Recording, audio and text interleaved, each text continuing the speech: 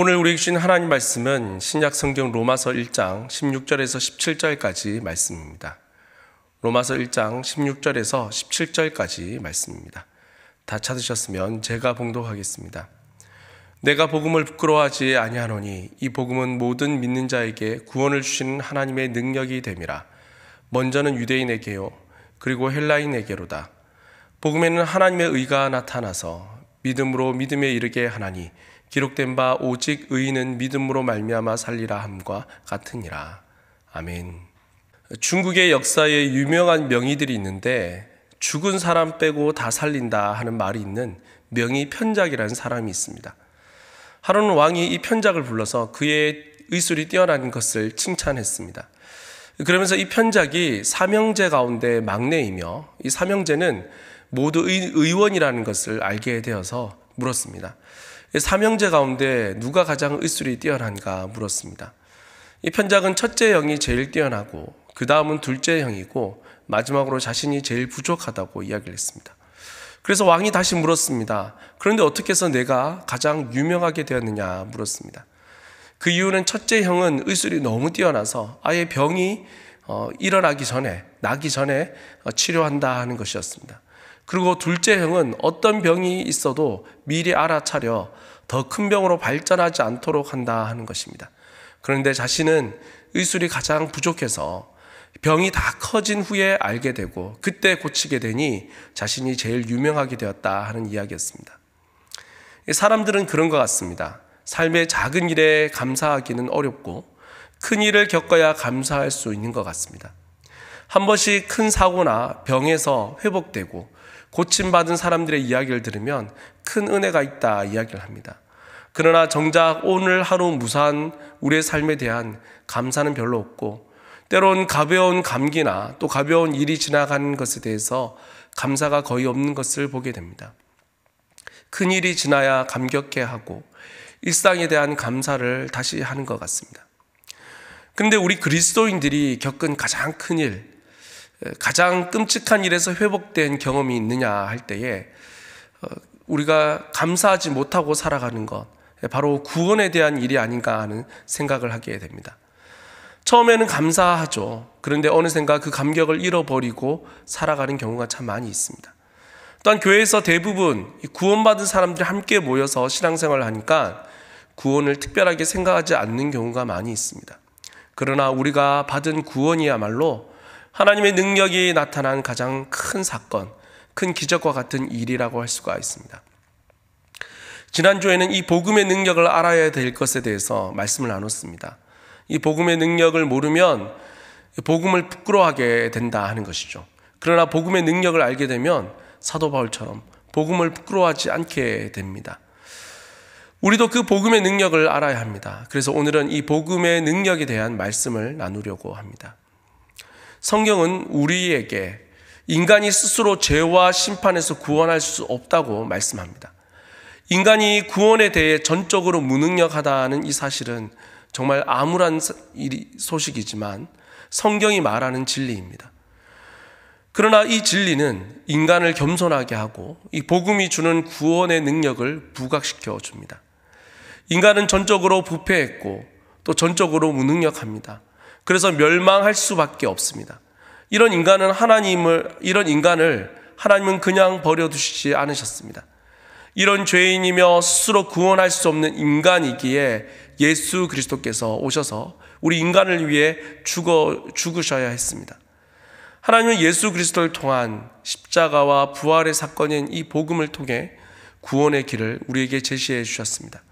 사람은 할 수 없으나 하나님은 구원하실 수 있는 능력이 있으셔서 그 일을 이루어 주셨습니다.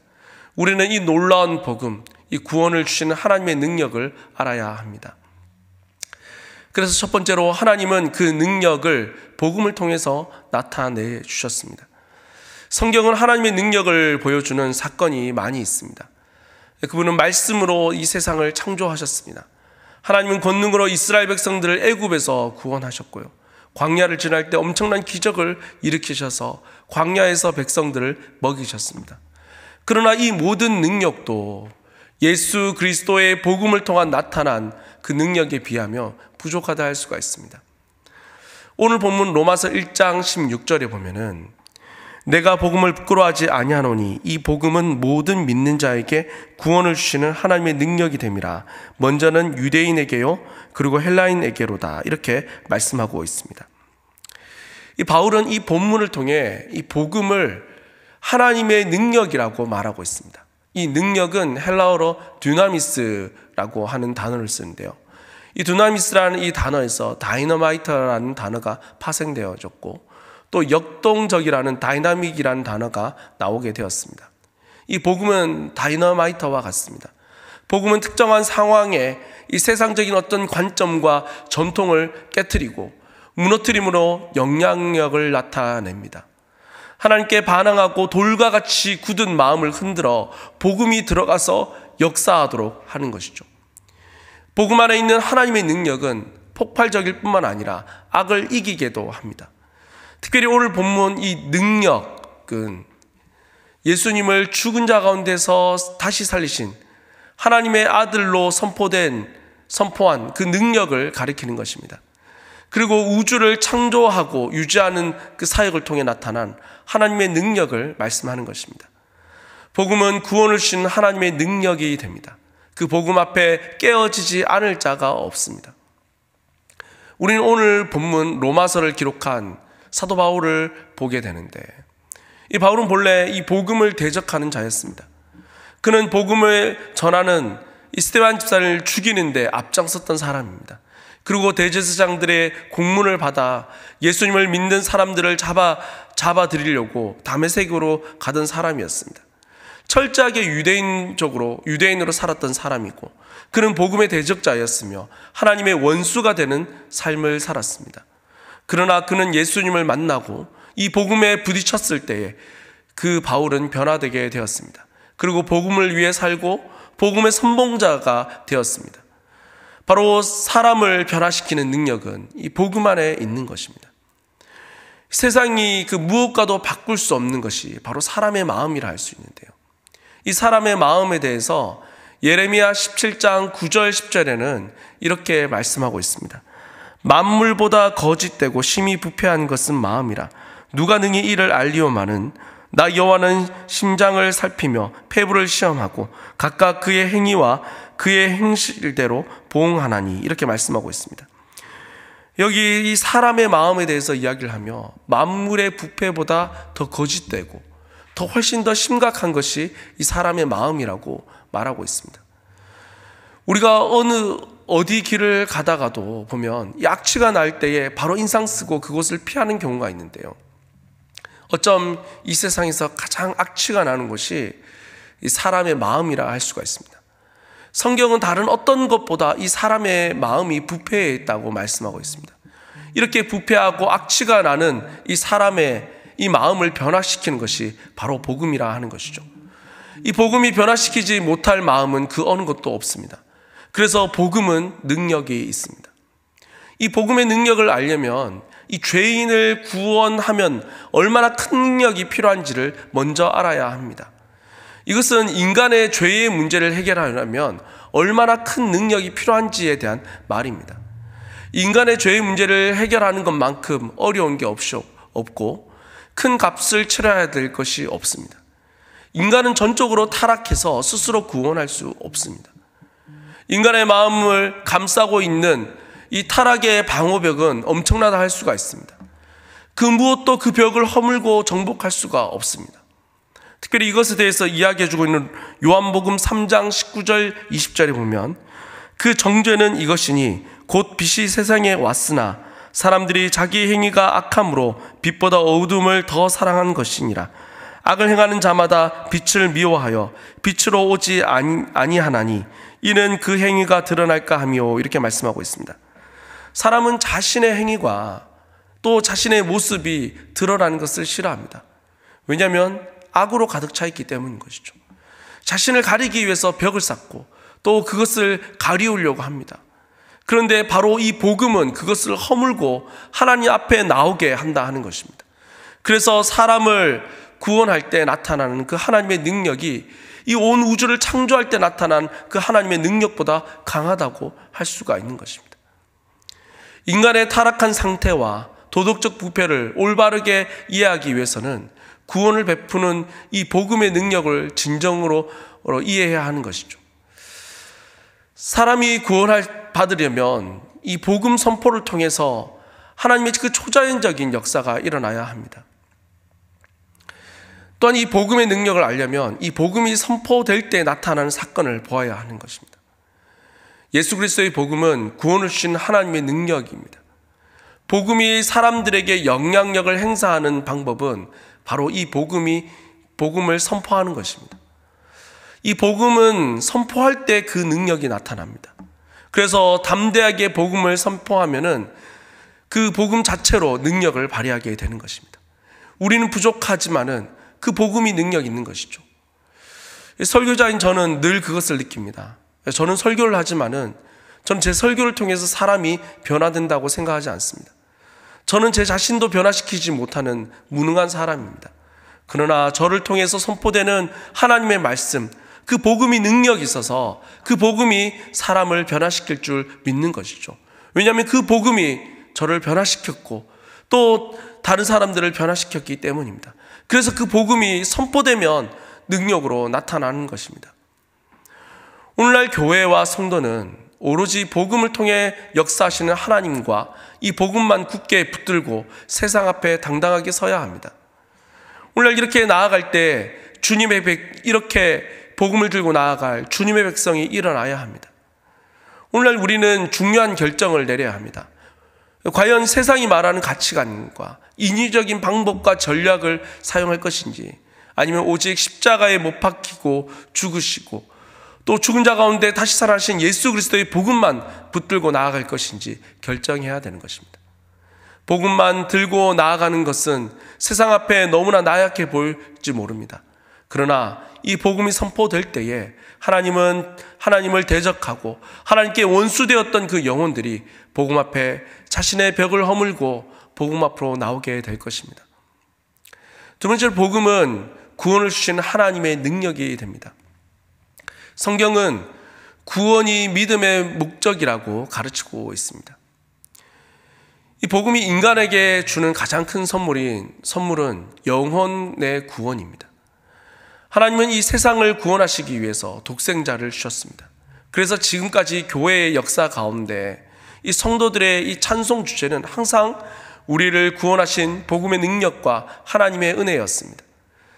복음의 능력을 아는 성도들은 늘 찬송했습니다. 그리고 이전에 세상에 좋아하던 것들을 버리고 십자가만 바라보았습니다. 세상이 조롱하고 손가락질하는 것에 대해서 전혀 개의치 않았습니다. 우리가 구원받은 그 은혜에 감사했고 심판과 진노에서부터 자유로워진 것에 대해서 감격했으며 하나님과 화목하게 된 것에 대해서 감사했습니다. 세상의 다른 지식에 대해 한눈 팔지 않고 오직 그리스도를 아는 지식에 충만해지기를 갈망하며 복음에 몰두하게 되었습니다. 오늘날 성도들이 참 세속화되었다는 이야기가 참 많이 있는데요. 그 원인에 대해서 이 세상이 너무 고도로 발전하면서 물질 만능화되었던 것을 이야기합니다. 물론 돈이면 안 되는 게 없고 물질이 주는 풍요와 편리함 때문이라 할 수가 있습니다. 하지만 다른 한편으로는 이런 세속화가 일어난 것은 성도들이 복음으로 채워지지 않았기 때문이라 할 수가 있습니다. 왜냐하면 성도가 복음으로 채워지지 않으면 다른 대체제를 찾기 때문인 것입니다. 복음으로 채워진 자들은 세상의 다른 즐거움과 다른 가치를 추구하지 않습니다. 오직 복음으로만 만족하는 것이죠. 그러므로 복음으로 채워지길 더욱더 바라고 하나님의 은혜를 세상의 그 어떤 것보다 갈망해야 하는 것입니다.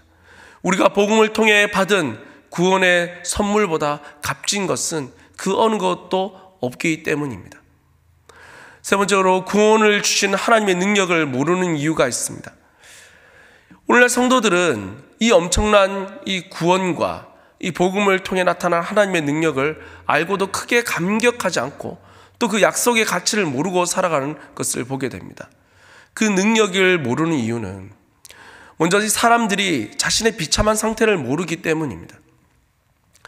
오늘날 세상이 가르쳐주는 세상의 소리에 물들고 나니 정말 성경이 말씀하시는 인간의 상태를 모르는 것이죠. 영적인 눈으로 바라보지 못하고 육신의 눈으로 바라봅니다. 사람은 죄를 지어 하나님의 엄청난 진노와 영원한 형벌 앞에 놓여져 있습니다. 이 사람이 자신의 처한 그 상태와 상황을 바로 알 때 하나님의 능력을 알게 되는 것이죠. 또한 그 능력을 모르는 이유는 자신이 당하게 될 위험이 얼마나 큰지 알지 못했기 때문입니다. 구원은 얼마나 귀하게 여기느냐는 자신이 얼마나 위험한 상태에서 건짐을 받았느냐를 통해서 알 수가 있습니다. 이 죄인은 분명히 이 땅에서 영적으로 비참한 상태에 살 뿐만 아니라 지옥에서 영원한 형벌을 받아야 하는 것입니다. 지옥과 하나님의 진노를 알면은 이 구원의 진가를 깨달을 수가 있습니다. 또한 능력을 모르는 이유는 이 구원을 얻기 위해 치러야 될 그 값을 측량할 수 없이 크다는 그 사실을 모르기 때문입니다. 이 사람의 생명을 살리려면 그 값이 얼마나 되겠습니까? 독재 정권이나 인권이 발전하지 못한 국가에서는 이 사람을 죽이는 것을 가볍게 여기는 경우가 종종 있습니다. 그러나 일반적으로 사람의 생명을 가볍게 여기는 경우가 없습니다. 그 무엇보다 사람의 생명을 소중히 여기는 거죠. 그래서 어떤 대가를 치르더라도 사람을 살리려고 하는 것입니다. 그런데 이런 사람의 생명도 귀하게 여기는데 이 사람의 영혼은 얼마나 더 값지고 크겠습니까? 사람의 영혼을 살리는데 값을 측량할 수 있습니까? 그 값은 측량할 수가 없습니다. 그러나 하나님은 그 값을 지불해 주셨습니다. 또한 그 능력을 모르는 이유는 거듭나지 못한 사람은 그 상태로 영원히 항상 있기 때문입니다. 이 구원의 은혜와 역사를 모르는 영적으로 죽은 육에 속한 사람들은 이 구원에 대해 하나님의 능력에 대해서 무관심합니다. 이것은 영적으로 소경과 같고 귀머거리와 같기 때문입니다. 하나님의 그 아름다운 구원의 은혜를 볼 수 없고 그 영광을 들을 수 없으며 하나님의 선하심을 맛보아 알 수도 없습니다. 그러나 하나님은 이 복음을 통해 하나님의 능력을 나타내 주셨습니다. 그리고 죄인에게 예수 그리스도의 의를 전가해 주심으로 구원해 주셨습니다. 우리는 구원의 가치와 그 은혜를 통해 그 능력을 알아야 합니다. 마지막으로 우리가 하나님께서 주시는 그 구원에 대해서 우리가 알아야 합니다. 바울은 이 복음이 구원을 주는 하나님의 능력이라고 말하고 있습니다. 이 복음이 주는 구원은 모든 정죄함에서 구원이며 죄의 권세에서 구원이며 죄에서 완전히 벗어나는 완전한 구원을 이야기합니다. 즉 이 구원은 우리의 과거와 현재와 미래 전생에 걸쳐 나타나는 구원을 말씀하는 것입니다. 먼저 그리스도인들은 모든 죄에서 정죄함을 받다 구원을 받습니다. 이것은 우리가 예수 그리스도를 믿을 때 일어난 과거의 사건입니다. 이 정죄함이라는 것은 법정에서 유죄 선고를 의미하는 것입니다. 즉 그리스도인들은 구원을 받아 이제 심판대에서 무죄 선고를 받게 된다 하는 것입니다. 이것은 의롭다 칭한다 하여 칭의라고 합니다. 하나님은 장차 최후의 심판에서 죄인들을 유죄 선고 내려 이 지옥에 보낼 것입니다. 그러나 그리스도인들은 결코 그런 일들이 일어나지 않고 하나님의 나라로 인도하십니다. 그리스도인들이 복음을 만나 회개하고 복음을 믿는 순간 하나님 앞에서 의롭다함을 받기 때문입니다. 그래서 로마서 8장 1절에 보면 그러므로 이제 그리스도 예수 안에 있는 자에게는 결코 정죄함이 없나니 이렇게 말씀하고 있습니다. 여기 결코 정죄함이 없다고 말하고 있습니다. 절대 그럴 일이 없다고 말씀하고 있는 것입니다.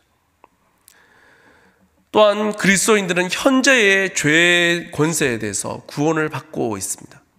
성경은 그리스도 안에서 선한 일을 시작하신 하나님께서 의롭다 하실 뿐만 아니라 거룩하게 하신다고 말씀하고 있습니다.